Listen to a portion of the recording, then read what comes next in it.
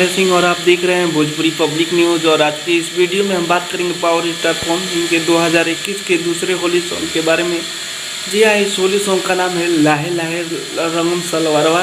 इस गाने को गाया है पावर स्टार पवन सिंह, आरोही भारद्वाज ने, गीत अरुण बिहारी जी का है और इसे संगीत से सजाया है छोटे बाबा बसई ने।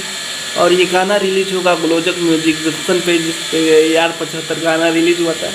और इस गाने का डायरेक्ट वीडियो गाना आएगा और इस वीडियो गाने में आप लोगों को नजर आएंगे पावर स्टार पवन सिंह और डिम्पल सिंह। और ये गाना 1 से 2 दिन में आप लोगों के बीच आ जाएगा। अभी इसका फर्स्ट लुक पोस्टर रिलीज किया गया है आधे घंटे 1 घंटे पहले। तो आप लोगों को पवन सिंह के नए दूसरे होली सॉन्ग के गाने का न्यूज़ कैसा लगा कमेंट करके बताइए। और पावर स्टार पवन सिंह के दूसरे गाने को देखने के लिए कितना उत्साहित है कमेंट करके बताइए। और हमारे चैनल भोजपुरी पब्लिक न्यूज़ पे नए हैं तो चैनल को सब्सक्राइब कीजिए, लाइक कीजिए, शेयर